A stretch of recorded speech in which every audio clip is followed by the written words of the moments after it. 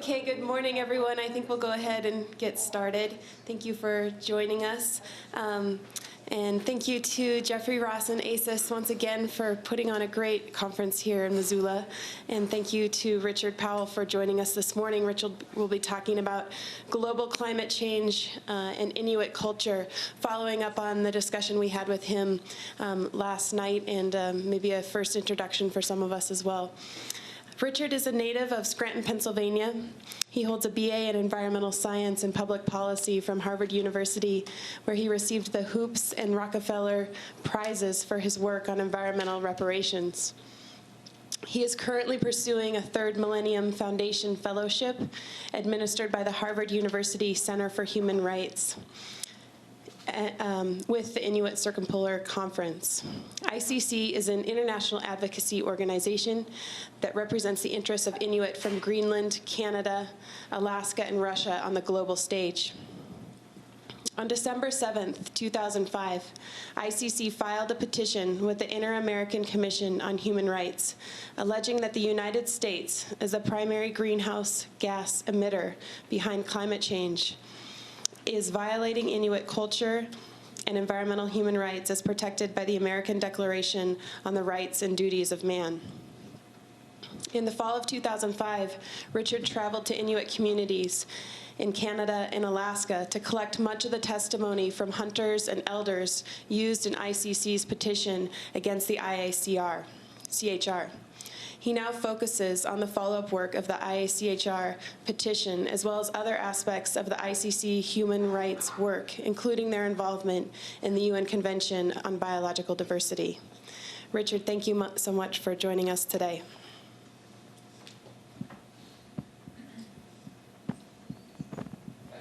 Is that on? Close enough? Or I can shout. So I think that there are a few people here at least that weren't at the dinner last night. Is that correct? If you weren't at the dinner last night, can you raise your hand? Okay. Okay, so what I'm going to do, maybe I'm going to squeak.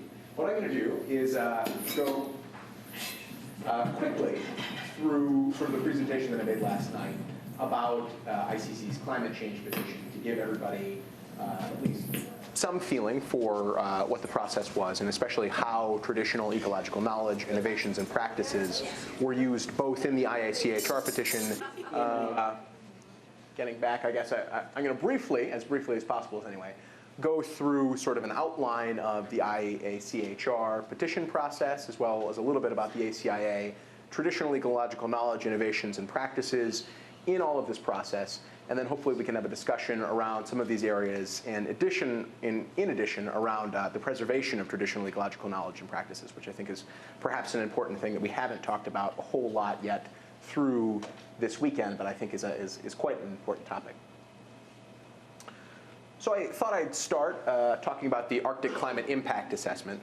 This is a document that was commissioned by the 8-Nation Arctic Council back in 2000 and completed in 2004.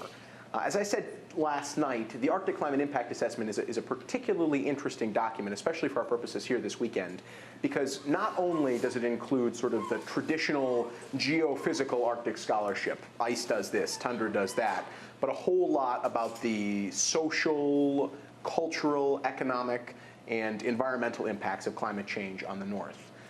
And in addition, it sought active participation from indigenous peoples in the North, as well as from 300 scientists in 15 countries. Quite a document.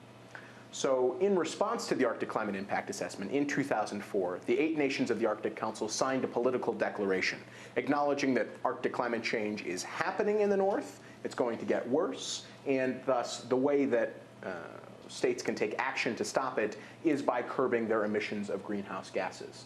I believe the Arctic Climate Impact Assessment zeroes in on 2 degrees Fahrenheit temperature increase.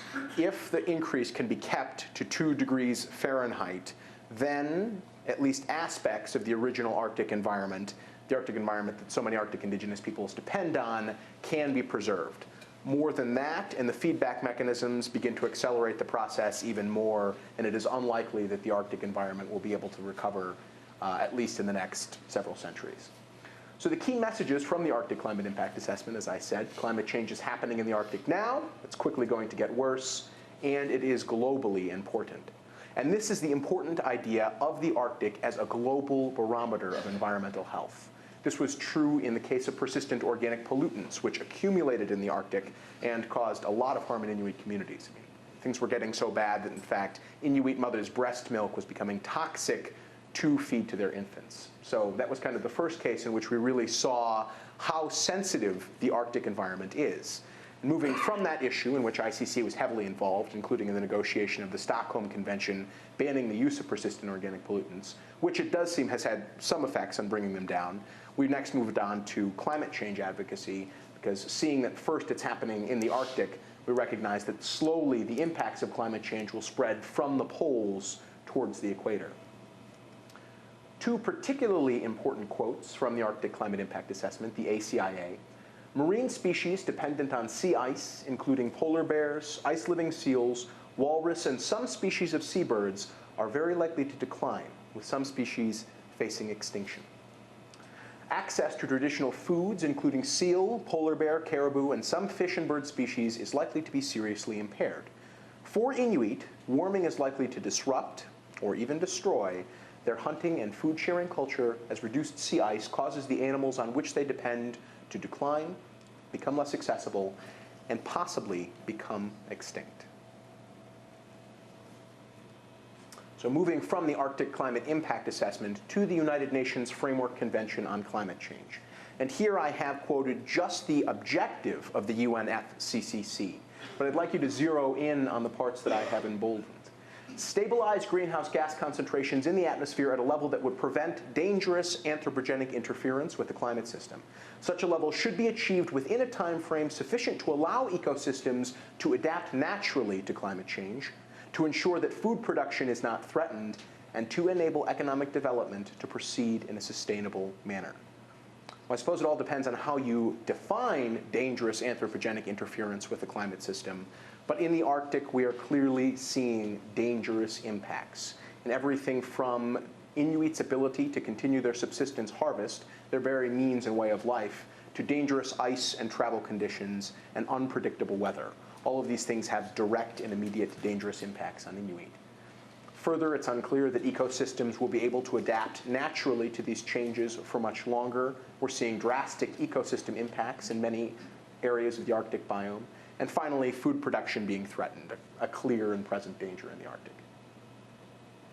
So to speak just a little bit more about the specific impacts that Inuit have observed, first, that changes in snow and ice conditions have made travel, both traditional and adapted, much more difficult. It's more difficult now that the snow conditions have changed to run dog sleds and even snowmobiles all winter long, and to use the ice as the sort of highway that Inuit have been doing for years. A particularly dangerous impact of all of this is that ice conditions, which Inuit, through their traditional knowledge, have been able to read extremely accurately for centuries, have now become far less predictable. The rate of Inuit crashing through the ice, whole snow machines crashing through the ice, and in fact, whole groups of people being lost or severely injured because of that harm has gone up dramatically. Experienced Inuit hunters don't fall through the ice, but they have been in the past few years.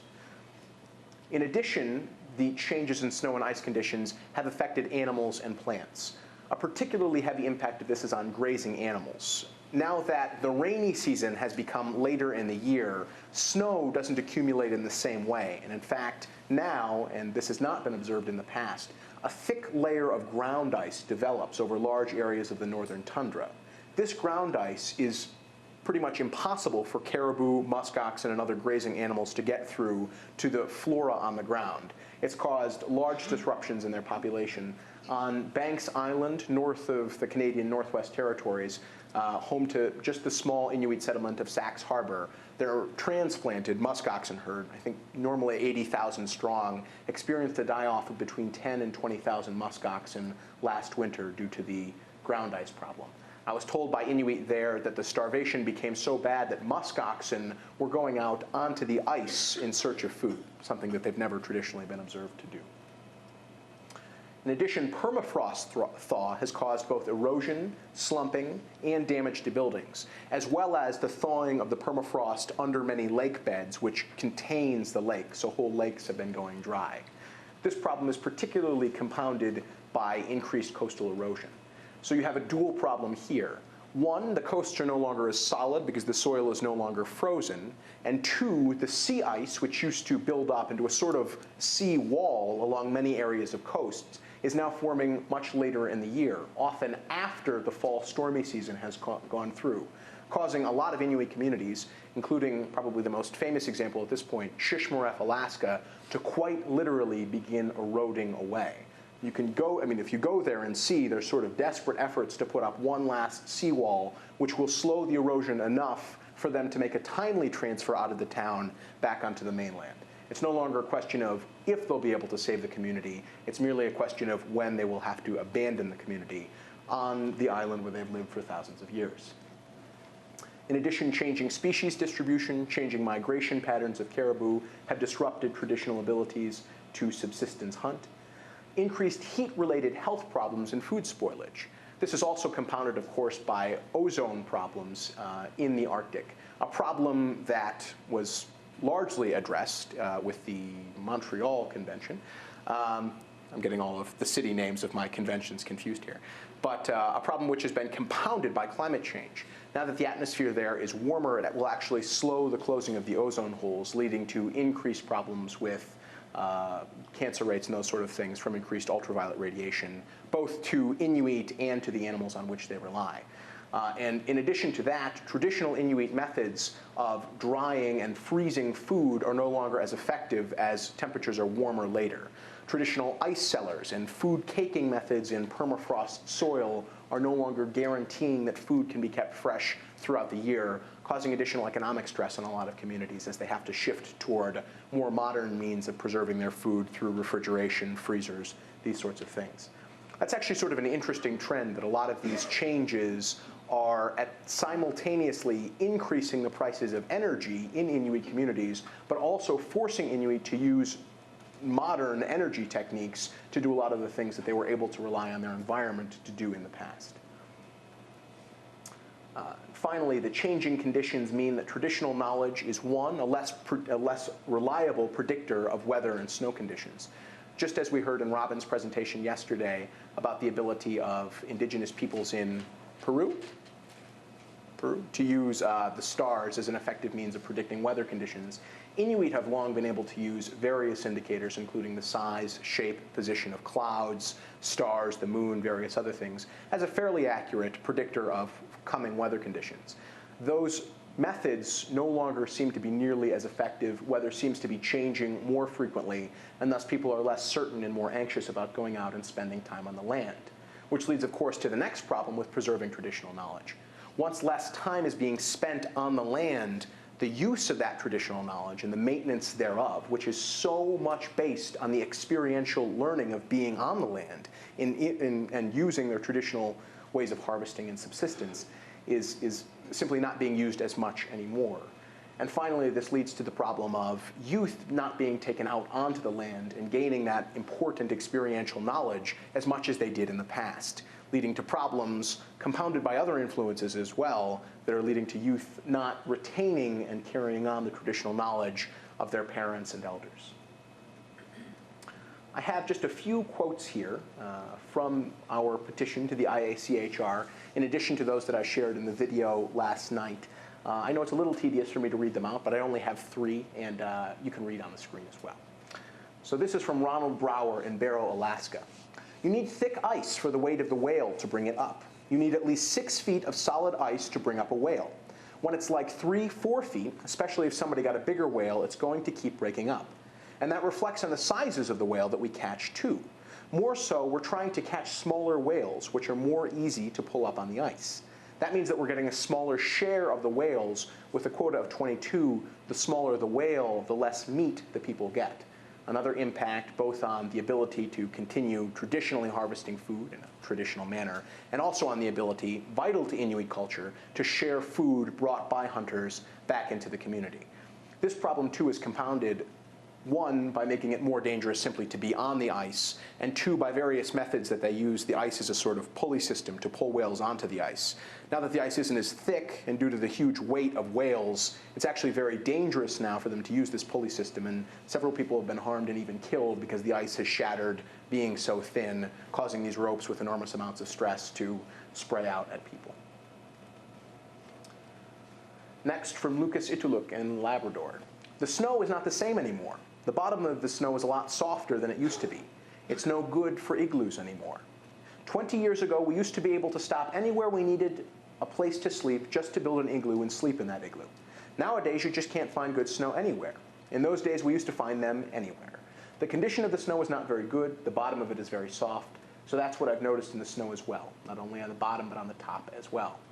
This is a problem, especially with increasingly unpredictable and dangerous weather conditions on the land.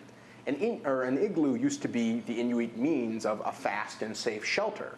But when that can no longer be built and they have to rely on the less sturdy and less, what's the word I'm looking for, insulating shelters like insulated tents, you have a lot more dangerous situations of people going out on the land and being uncertain that they're going to be able to create for themselves a worthwhile shelter if bad weather does come up, which is coming up more often. See, so a lot of the climate impacts are sort of compounding upon one another to create a more and more dangerous situation.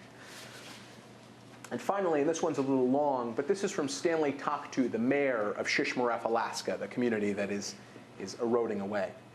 Erosion wiped out all our drying racks in the last fall, and this fall all of the racks were wiped out because of the storms. And these are not the mean storms. Our mean storms are the west winds, high winds, and that's where we do a lot of erosion. You see a lot of debris falling into the ocean. When I was a youngster, we had a big beach out there on the ocean. We had tents out there, boats out there. And then every fall, we'd very rarely have a big storm. But we'd have a high tide storm, but not as severe as nowadays. But nowadays, when you look at it, we have high tides for no reason. Could be nice and calm like this, but no matter what we put out there, Mother Nature is pretty tough. You know, all the sandbag barriers we put out there either puncture or sink. It seems like this rock seawall seems to hold pretty well because I think when they built it, there's a big toe under there. Like I said, maybe 2 or 3 storms a year now. We lose about 20 feet a storm. Even from high tide, we lose ground from permafrost melting. That's what we're trying to do on the whole north side of the island, to protect the permafrost from the high tide.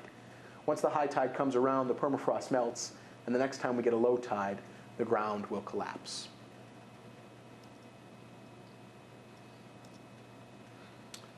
So specifically looking at the rights violations that we've pinpointed in our petition to the Inter-American Commission on Human Rights. But I think before I do that, and I forgot to put in a slide in here, I want to explain a little bit about the IACHR.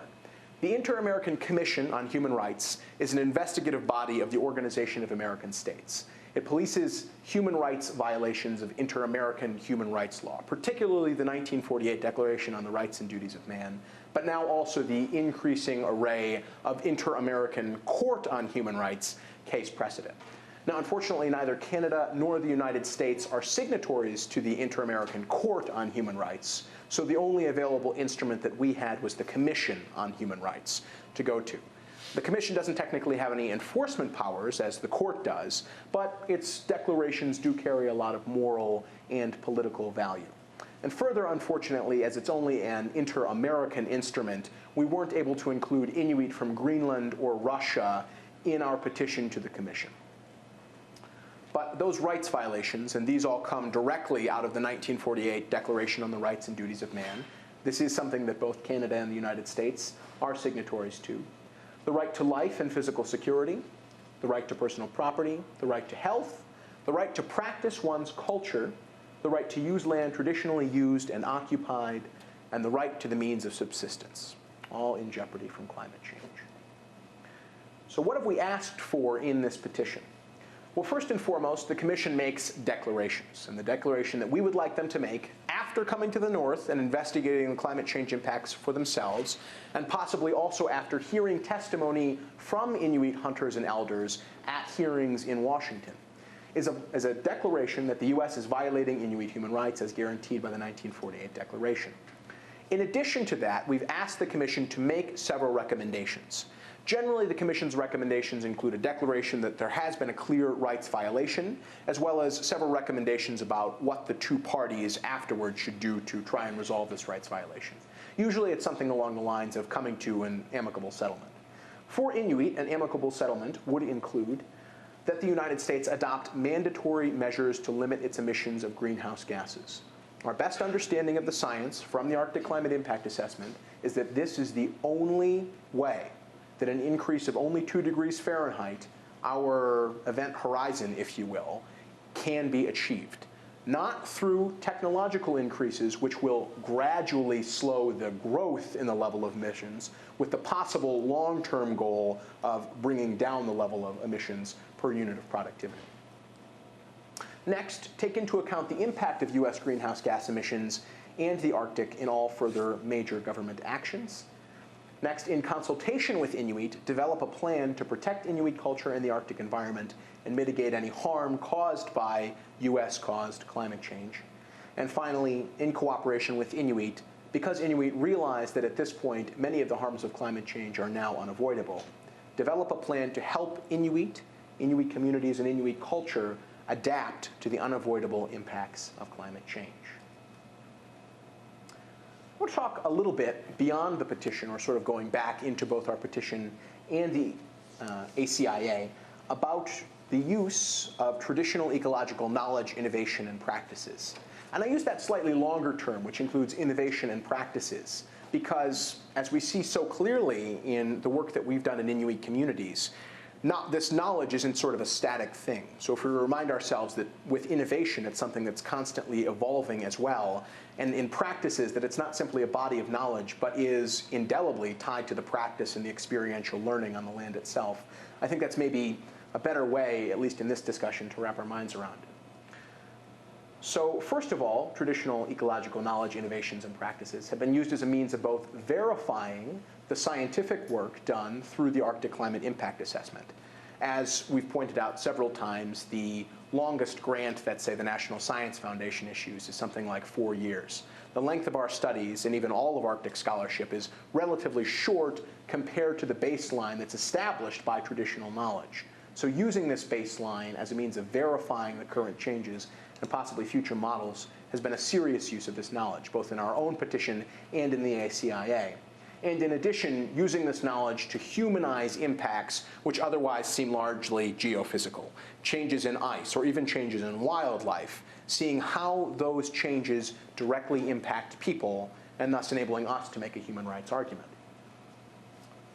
Further, the TKIP can be a means of directing or focusing scientific research, using that knowledge as a starting point, as many bioprospectors, people in the pharmaceutical industry, many researchers coming to the North often wish to do, to use that knowledge as sort of a starting or jumping off point, or a means of clarifying research or making sure that you're sort of going in the right direction.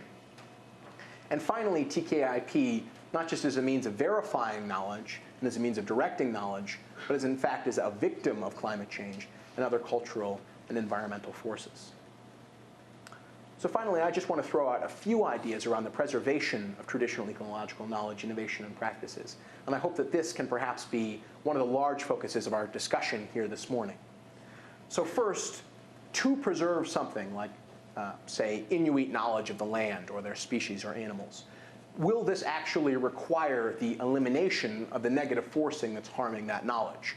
Do we have to stop climate change or other negative forcings to preserve this? Or are there alternative routes? Say climate change is not capable of being stopped in the Arctic. Can Inuits still preserve aspects of their culture even without the land and the practices? Next, and a lot of people are struggling with in many different arenas, particularly in the Convention on Biological Diversity process, which has amongst its many goals the preservation of traditional ecological knowledge for the use of furthering the fundamental goal of the preservation of biological diversity. So in these processes, when governments and international organizations come in, they begin by looking at processes of preserving traditional knowledge, and then they say, well, how would we go about measuring this? Well, we need a set of indicators. So indicators for traditional knowledge are a particularly tricky thing. I don't think that anyone has come up with a particularly good method of somehow empirically measuring this knowledge. People have been looking at a lot of different proxies, including things like language, education, time spent out on the land, experiential learning initiatives, and these sorts of things as ways that we could perhaps measure or somehow see the success, or at least the trends, in the transfer and preservation of traditional knowledge. So I'd like to talk with this group, too, about those indicators, or about thoughts that people would perhaps have for how we can not only preserve traditional knowledge, but also determine if we are preserving traditional knowledge. See if the programs and initiatives that we start, or that indigenous communities start, or perhaps the government helps them with, are actually having the desired effect. And finally, sort of the larger question, is any indicator or any other sort of empirical method of measuring the transfer of traditional knowledge a proper or even feasible tool for this kind of initiative? Or would we have to think about an entirely other paradigm? What can traditional knowledge tell us about preserving traditional knowledge, perhaps? So that's everything I had, and I was hoping we can maybe open it up for questions or discussions on some or any of these things. I think we have a microphone to pass around, maybe.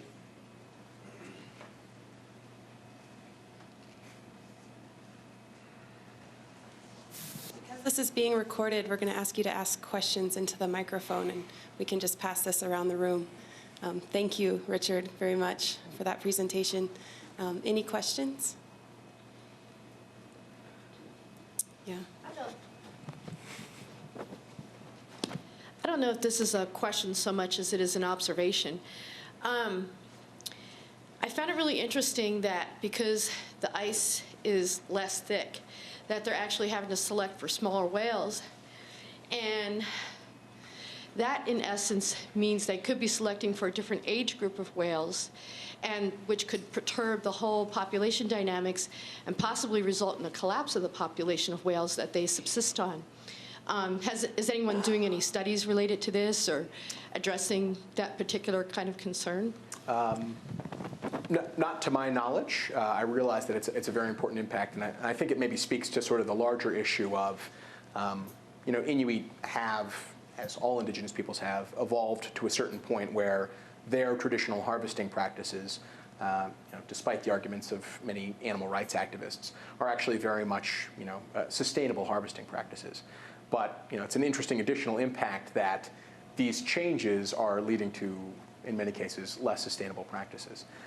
I don't know of any specific one, but I'd be very interested to find out if there are any, and maybe I can do some research on that and get back to you. Yes, Joe.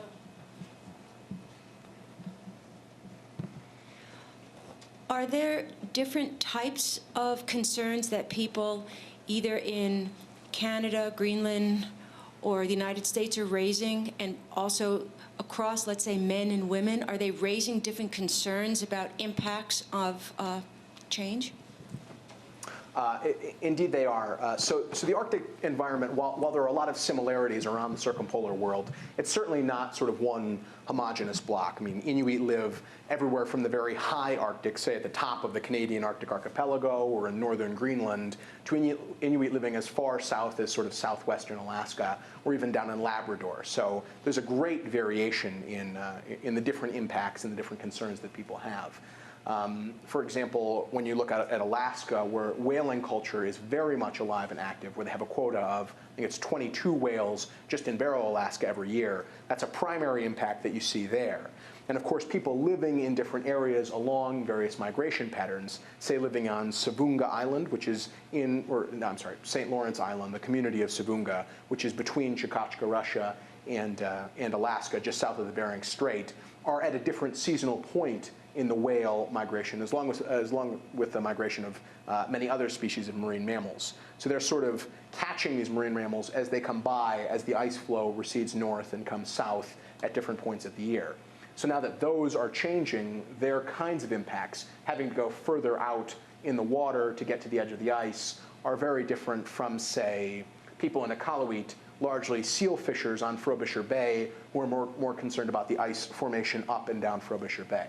So I mean, obviously the variations in geography, microclimate, and the local environment have a lot of change in the impact. And as you say, there are also definitely differences between male and female Inuit as far as the impacts go. While it certainly can't be said categorically that male Inuit are the hunters and female Inuit are the food preparers. I know an extremely active, probably the most active hunter in Iqaluit at the moment is actually a female. There are roles that have been traditionally held more by women than by men, and many of those roles, and we do have a lot of quotes there, I just sort of didn't put any in the presentation today or last night, are along the lines of food preparation, as well as gathering of other things. In Savunga Island, for example, where there is actually a lot of greenery, the gathering of greens, berries, root vegetables, all these sorts of things, have also been greatly impacted by the changes in the local microclimate. They're not able to harvest nearly as many greens as they had in the past, berries, those sorts of things as well. And in addition, the means of preparing and preserving food have greatly changed. People are saying now that by the time go out hunting for several days, bring your animals, your caribou, whatever, back on your dog sled, that meat has sometimes spoiled just by the time it's brought back to the community. It's become unusable. Maggots have begun to form, something like that. Things that were really never observed in the past. I mean, the whole environment was the refrigeration system. Now that much of that is gone, they're having to rethink a lot of the ways that they traditionally use, store, preserve, cake food. And that's been a real problem for communities. So I guess that's something that sort of goes across both male and female roles, but perhaps is something that's more evident when you speak with women about the changes that they've observed. Changes in hides, quality of seals collected, that sort of thing as well have also been observed. I once had, is it on? I once had a friend mention that a group of Inuit had saved themselves using the global positioning system techniques that they had with them. They were floating off faster than anticipated, and they only knew that because of this modern technique. And I'm wondering if there aren't some other aspects of modern technology, such as video recording, making of books and things that could be used, that if they could adapt some of those, sort of mixing the two knowledge systems in order to address some of the preservation questions. I was thinking Fikret Berkes did a project with the Cree where he helped them put together some instruction booklets. And I'm wondering if that kind of action also could be something that would address this issue. Sure. And actually, there are a number of different initiatives exactly along those lines at the moment. Anyone who was here last night, I believe the second video clip that we saw was a gentleman named George Nunwalk from Savunga in Alaska. And what he was going to say immediately after the end of that clip was, this traditional knowledge isn't being passed on to our youth, and that's why I've started video recording myself and lessons and instructions, taping them, writing them down, so that they can be passed on to the youth, even if they don't have as much of the direct experiential learning. So that's been done. Several of the Canadian Inuit organizations, including Inuit Tapiriit Kanatami, the Canadian National Organization, have begun doing surveys not only of Inuit knowledge on climate change, but also of Inuit traditional knowledge on a number of different impacts and ways of traditional living. Glossaries have been developed on climate change impacts and on a lot of other things. And so there are certainly active efforts to preserve traditional knowledge, but then an interesting thing with those, I think, goes to fears about how traditional knowledge is preserved and with whom it's shared. So things like registries, which have been an example of how to preserve traditional knowledge, large databases, often of which are publicly accessible, sort of as intellectual common property, if you will, are I would say somewhat distrusted in Inuit communities because people aren't sure how safe some of that knowledge is, to what extent they want to share it. I think it's a debate, especially now that the Canadian government is starting a process of developing a national policy on access and benefit sharing of genetic resources and traditional knowledge innovations and practices. I think it's a debate that's going to very actively begin very shortly, and that ICC is going to be very involved in within Inuit regions and communities about how people see and want to preserve their traditional knowledge and to what extent they want to share it with others.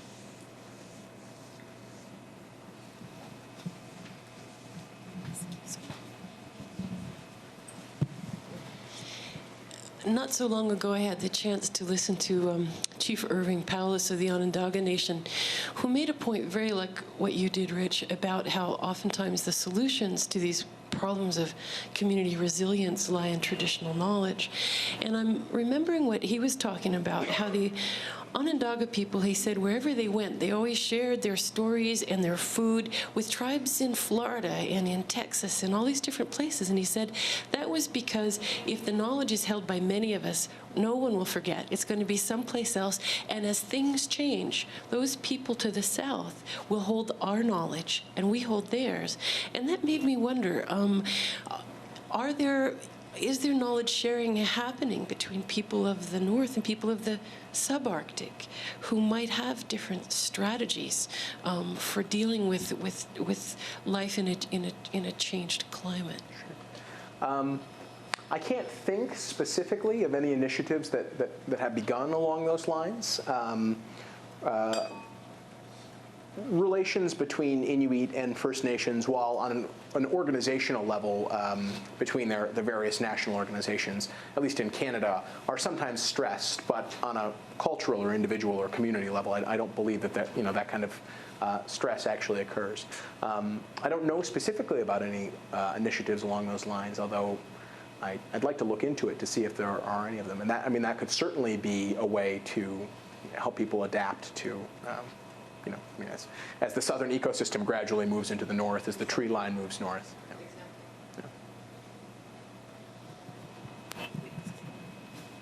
Jim?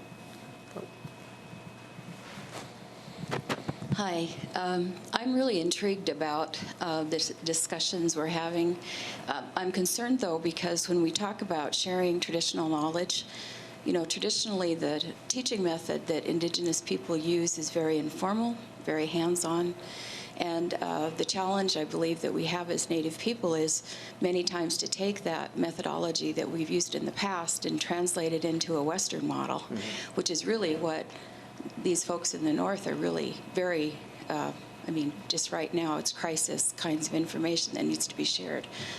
My question, because in Montana right now we have a law, the Indian Education Law, that requires that Indian history and culture be taught in all our public schools and also be included in our university system. And the question for tribal people is, the guidelines that tribes are going to establish about exactly what are they going to share, what should be kept private to that group of people, and what to build on, how we want to communicate with other people and share information, but what really should be kept essential and sacred to individual tribal groups.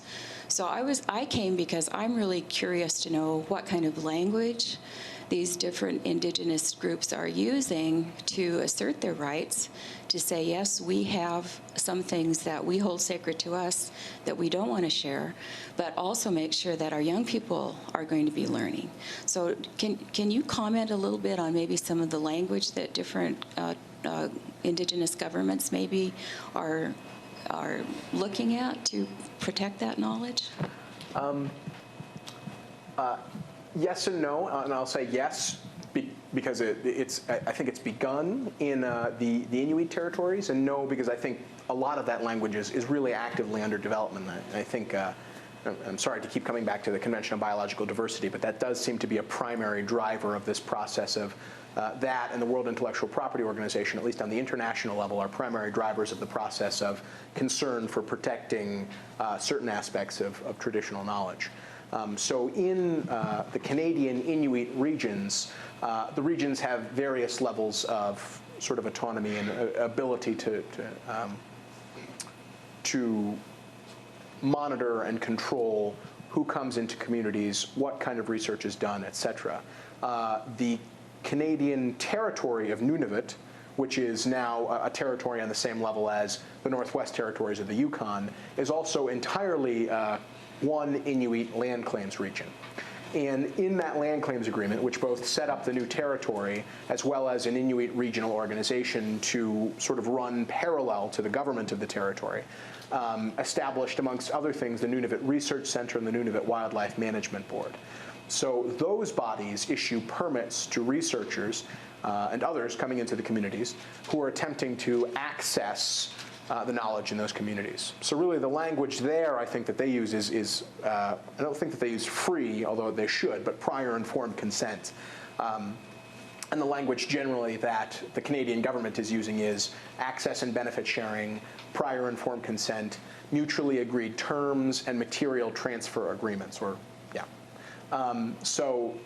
These languages sort of speak to the kind of relationships that bodies like the Wildlife Management Board are trying to set up between researchers and individuals in communities. So that's a full disclosure of what the knowledge gained from a community will be used for, in addition to various requirements as to how that researcher can somehow leave behind perhaps increased Western scientific capacity in the communities, increased Western scientific knowledge in the communities, or in other ways enrich the communities and share the benefits of the knowledge that they've gained. Unfortunately, in the status quo, and we're actually very shortly going to begin regional legal analyses to see how we can sort of fill in these gaps in the Inuit regional organizations. But in the status quo, the control that Inuit regional organizations have over what goes on in their territory really just extends as far as granting access.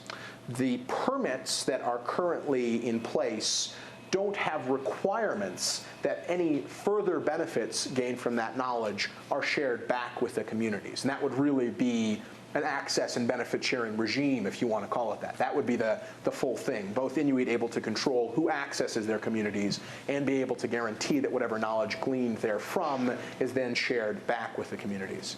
So I think that Inuit need to go a little further, and I think that the same from my understanding, would need to be done in Native American territories and reservations as well. It's a little bit trickier since the United States is not yet a signatory to the Convention on Biological Diversity, and so probably won't be a party, at least right now, to any international regime on access and benefit sharing that's developed. However, it's not necessarily looking like the regime developed on access and benefit sharing will be particularly helpful to indigenous peoples. So it may perhaps be a mixed blessing for Native Americans that they're not, in fact, involved in this and that their government isn't signing on, because it's unclear that that regime is going to extend rights to genetic resources to indigenous communities. It may only extend or guarantee rights to traditional knowledge, innovations, and practices, which is good. It's a good first step, but you would imagine that people would also want control or ownership, or at least some ability to share in the benefits of, say, a traditional medicinal plant harvested from their community. I hope that actually answered the core of your question. I felt like it sort of talked off in another direction. Sorry about that.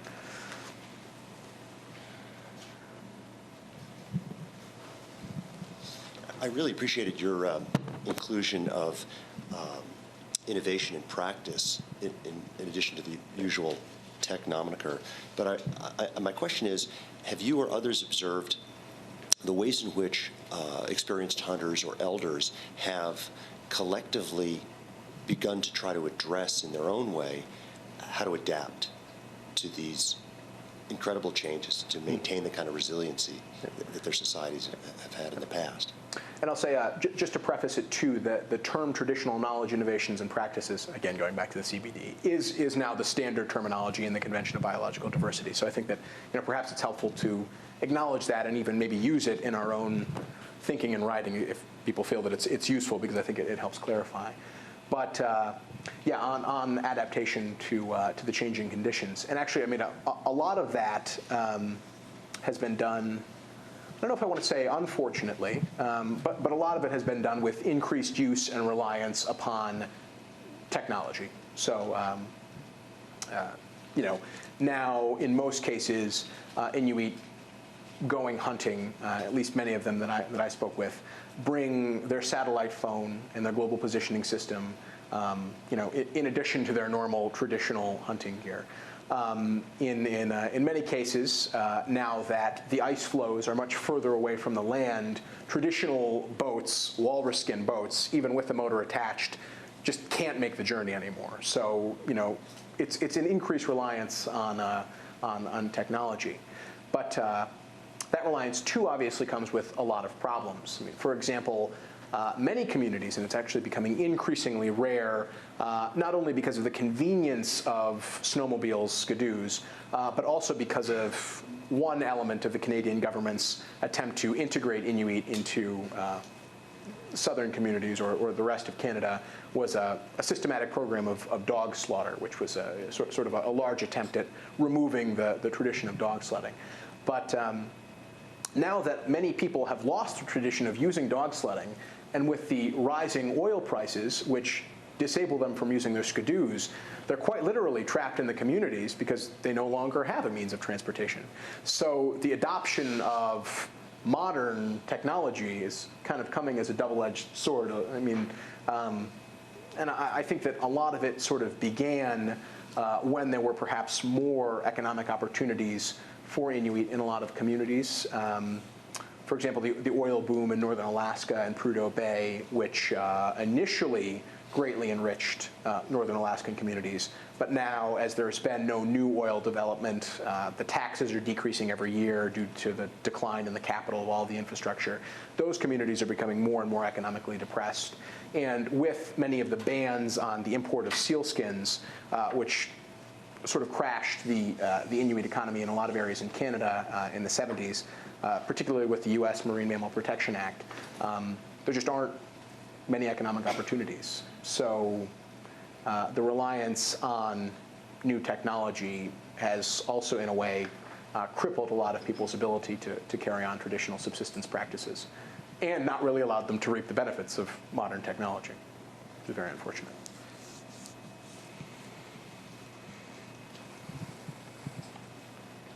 I had a question, Richard.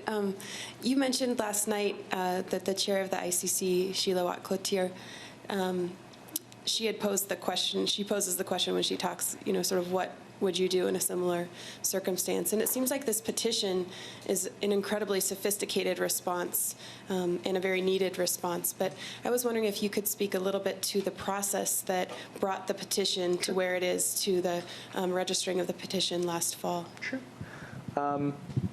So the process was actually after, I believe it was after Sheila Watt-Cloutier. She's the international chair of ICC, so sort of the elected political representative of Inuit in communities in Russia, Alaska, Canada, and Greenland. It's a 4-year revolving petition, so this July, Sheila's term as chair will end, and Alaska, which is the next country to host the chair, will elect their own chair, who will be Inuit's international representative on the global scale. But in any case, back in, I believe it was in 2003, and I apologize if I'm getting this timeline wrong, Sheila went down to the United States Senate before, at that time, Senator McCain's committee, and testified about Arctic climate change impacts. And amongst the people observing that testimony were environmental lawyers from the Center for International Environmental Law in D.C. and from Earth Justice in San Francisco. And representatives from those law firms, Don Goldberg from CIEL and Martin Wagner, the head of the international program at Earth Justice, approached ICC with the idea of filing this petition.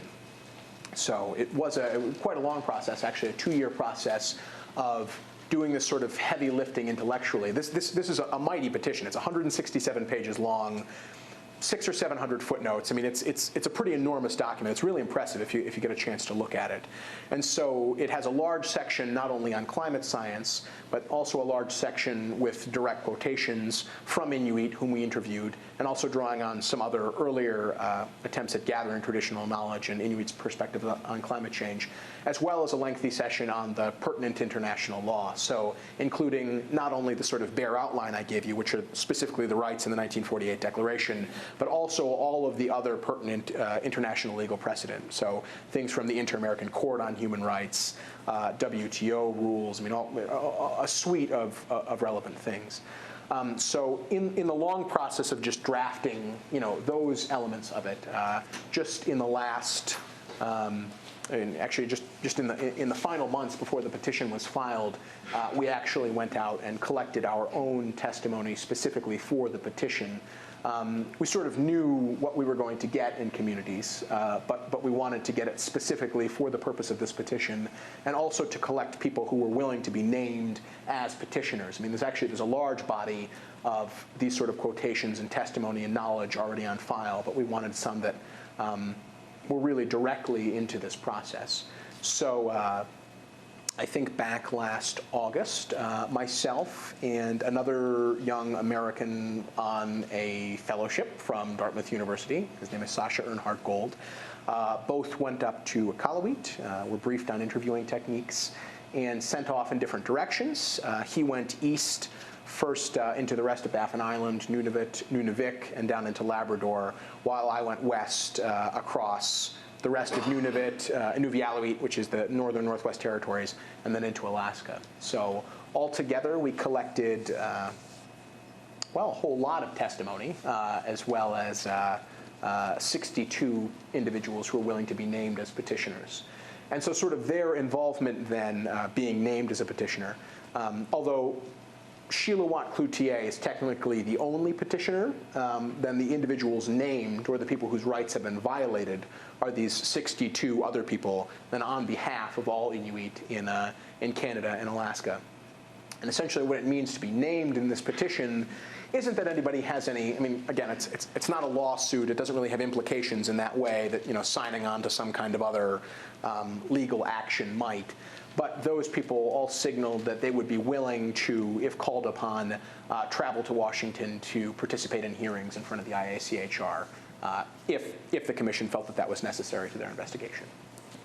And then, so the petition was, the drafting of it was finalized in September, October, November of last year. And then once it had received the final go-aheads from the boards of ICC in both Canada and Alaska, because we needed that sort of political mandate behind it, it was then brought forward and filed strategically on the day before the high-level session of the 11th Conference of the Parties to the United Nations Framework Convention on Climate Change.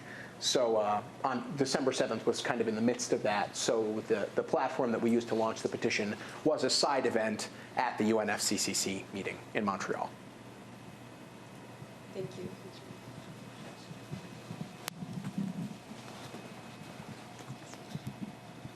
Thank you for coming and for your presentation.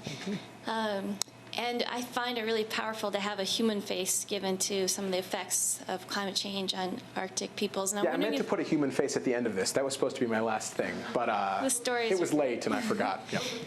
Okay, yeah. And I feel like I'm getting some sense for some of the Inuit communities in Canada. I'm wondering if you could talk a little bit about the situation in the Russian Far East and some of the other Inuit communities and what they're facing and impacts to traditional knowledge, innovations, and practices. Sure.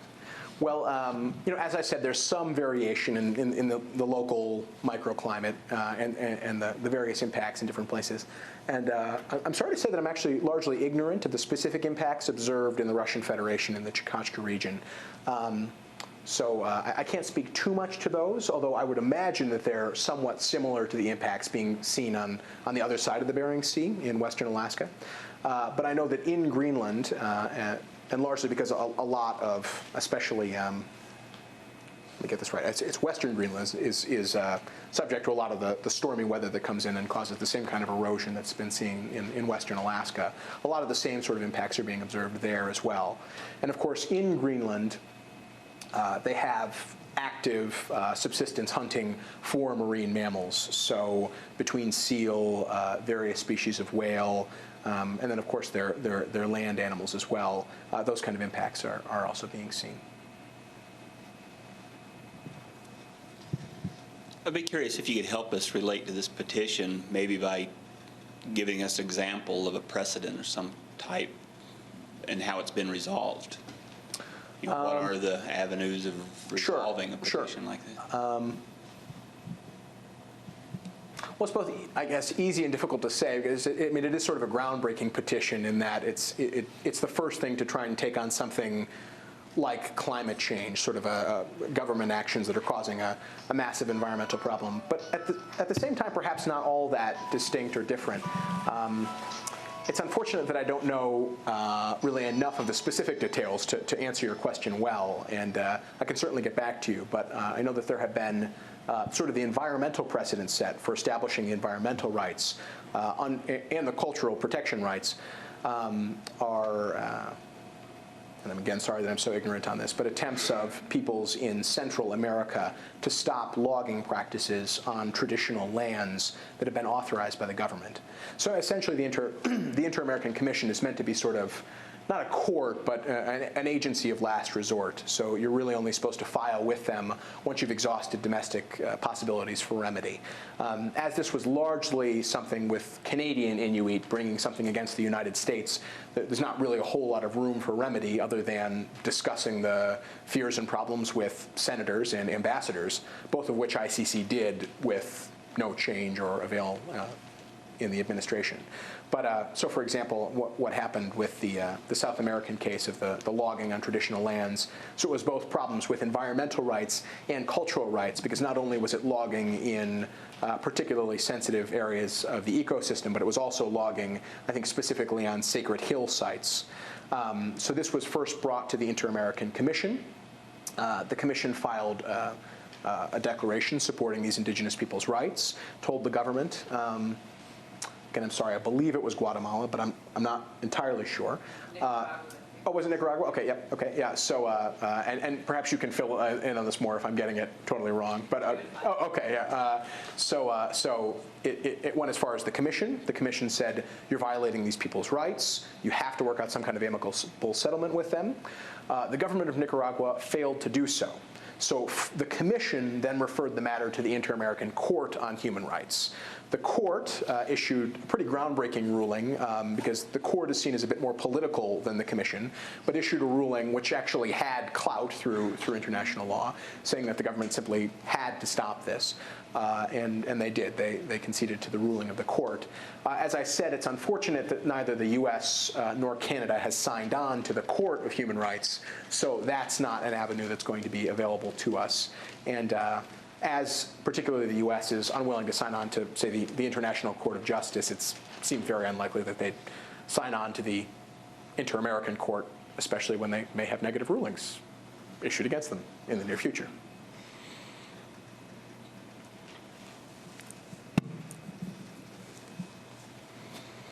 Any other questions? What happens next? What happens next? We wait in suspense. The Inter-American Commission is, it's not a quick process. The average time it takes for them to turn around a petition is about 18 months. We've been told that since we're not seeking a ruling on a violation that happened in the past, in many cases, rulings of the Inter-American Commission are very short documents saying, you know, this person's case was brought to, I know one of the other people doing my fellowship, who's working in Haiti, a particularly volatile situation right now, has actually filed 3 of these petitions just during her term, all for people whose rights have clearly been violated by Haiti's Supreme Court, which is not particularly in good shape at the moment, I guess. Yeah, right. So understatement, right? So, yeah. So I mean, a lot of the things are for sort of past rights violations. But as this is an ongoing rights violation, and we're sort of speaking in legalese, we're asking for injunctive relief. We're asking for them to stop these actions because the rights violations are ongoing. They said that they'll attempt to expedite the process. As it's a particularly long document, long and thorough petition, that may also be sort of a slowing down point for the commissioners to get through it. The commissioners aren't full-time with the commission. It's sort of part-time posts for, I believe it's a body of diplomats and other people who work in Washington. So after this, hopefully it's only a 6-month initial period.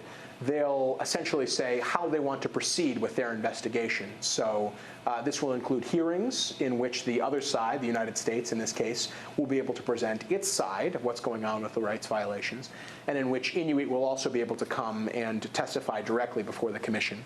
And in many cases, they also go out and do some kind of site-specific investigation. So we're hoping that commissioners or other representatives from the IACHR will actually go north to the Arctic, perhaps re-interview some of the people that we've spoken with, and see some of the impacts for themselves. So that's kind of what's it. So I mean, thinking long term, I mean, what we mean about ICC's climate change program is our advocacy on a couple of levels. It's both the continuing work of the IACHR, which may well mean preparing for briefing and getting people ready to travel down to Washington, which is a pretty big operation for unilingual elders in a lot of cases, and requires a lot of support. As well as our other areas of climate change work, which include, again, most things through the Canadian Arctic, or I'm sorry, the Circumpolar Arctic Flora and Fauna Preservation Program, through the Arctic Council, the Circumpolar Biodiversity Monitoring Program, all of these things that have a lot of links to an impact with climate change. I guess for myself, and I'm going to ask this because I know there are others that don't know as much as I do, and more people that know more than I do. Give us an example of a rights violation.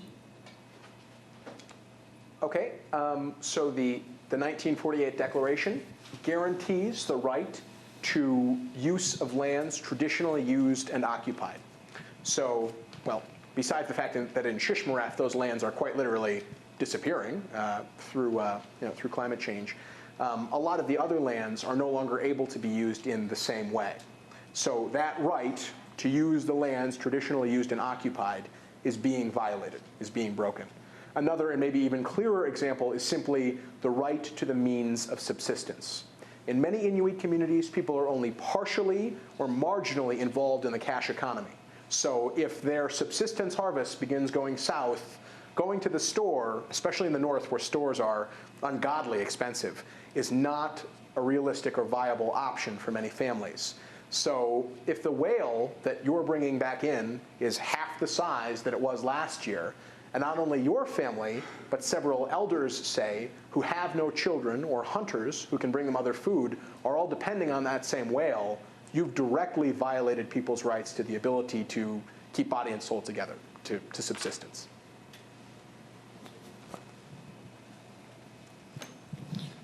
I got the sense from your presentation that this petition is actually the first step in a political effort rather than simply a legal effort. I mean, you're not intending to make it to go to the court and make it a legal effort. It's really a political effort to get the word out to, say, the governor of California, the governor of New York, some of the states that are trying to be proactive in climate change and things like that.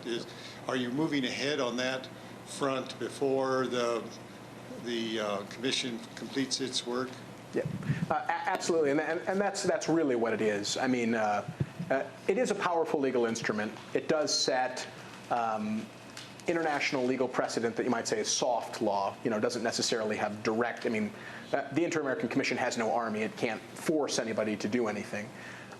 So there is certainly that side, and that's very valuable. But as you're saying, it's really the core, and has been for several years, the core of ICC's political media, public opinion effort around climate change. And it's been a very powerful tool for that. As far as precedent that it could set legally, domestically, say in the United States, ICC doesn't have any plans at the moment to sort of do further legal work, say domestically inside the United States, filing a suit in federal court or something like that. Although, of course, I mean, that may change at some point in the future. But as far as the continuing political advocacy, a lot of that is done through various media initiatives. Sheila Waclutier, the international chair, is sort of constantly on the road, speaking at engagements much like this, and the engagement here on Tuesday. And so that is kind of the continuing action that they do, in addition to the sort of normal media strategies, releasing a press release when some particularly large story or something like that comes out on climate change. Okay, maybe one last question, and then it's time for a break.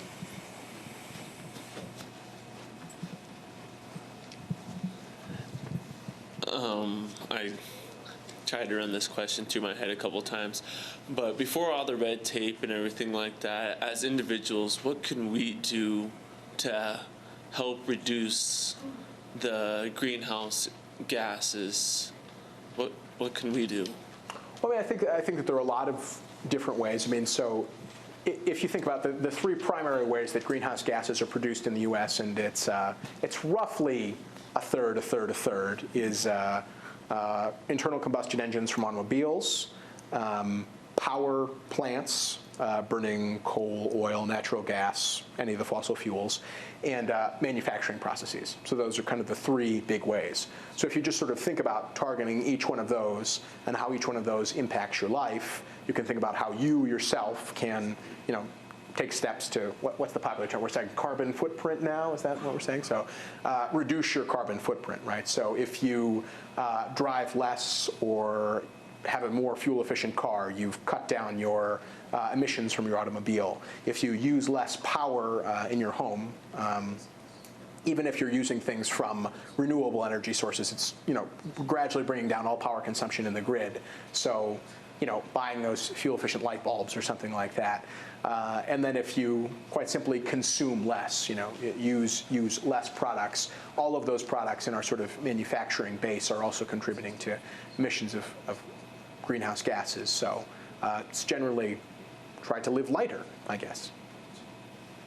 Those are sort of vague prescriptions. If anybody has anything more interesting or exciting. Oh, and the other thing you can do is neutralize your carbon emissions by buying something from Carbon Fund, or what do I have? I have a TerraPass on my car, which means that my car is carbon neutral. Essentially, I paid this company to buy shares on the Chicago Climate Exchange for me. So essentially what that means is a couple of companies have come together and they've said, we're going to agree to each lower our greenhouse gas emissions by this much. Often they're trying to say, well, even though the country hasn't signed on to the Kyoto Protocol, if it did, these are the restraints the government will put on us, so we're going to do it anyway. So essentially they say, okay, we're each going to lower our carbon emissions by this much, but then they put the shares for all of those emissions into a market so that if they can't lower their carbon emissions that much, they can buy shares from somebody else who was able to lower their carbon emissions even more than they had promised to. And this is kind of an economically efficient way to do it. The people who can lower their emissions the most cost effectively do it the most. The people who can lower their emissions the least cost effectively do it the least. So in any case, anybody can buy shares on this exchange, right? The money is just going into people on the exchange. So you or I could go to this exchange and buy a share, say, I don't know, 10 or I think my car produces something like 5 tons of carbon dioxide or something like that a year. So I can go and I can buy my shares for 5 tons of carbon dioxide like that a year. And so essentially what I've done is paid somebody else to lower their carbon emissions. And since this isn't a problem like acid rain, which is like a local problem, right, or a problem that spreads along certain paths, it's a global problem. It doesn't matter where in the world carbon dioxide emissions come from. One carbon dioxide emission, 1 ton of carbon released from a plant in Brazil has just as much impact on the climate system as if I went outside right here and released a ton of carbon dioxide. So paying somebody else to reduce their carbon emissions essentially neutralizes whatever carbon emissions you have. So if you buy one of these passes, or I think with Carbon Fund, you can carbon neutralize your whole life. So carbon neutralize all the carbon in your house and all the products you buy and all the plane flights you have. You can do all kinds of stuff. So that's good too. I mean, in a sense, it is just donating money to an NGO, but it is donating money to an NGO that's doing something very real and very tangible, which is taking carbon out of the system. So that's another way that you can do it. So it would be good if you both lowered your carbon footprint and then neutralized your remaining carbon footprint. Also would cost less money to neutralize it. Okay, I know we have at least 3 more pressing questions. And I just want to make sure we have a time for a break before we reconvene at 11 with Dr. Robin Kimmerer, who's going to talk more about traditional ecological knowledge and restoration. So I think our time is up, but I imagine Rich would be willing to speak with people individually if you wish. And I just want to point out the amazing snow that we have outside. I don't know if Rich brought the snow to us or we brought the snow for him, but take some time to appreciate the snow, and we'll reconvene at 11. Thank you so much, Rich. Really appreciate it. Might not be around for long.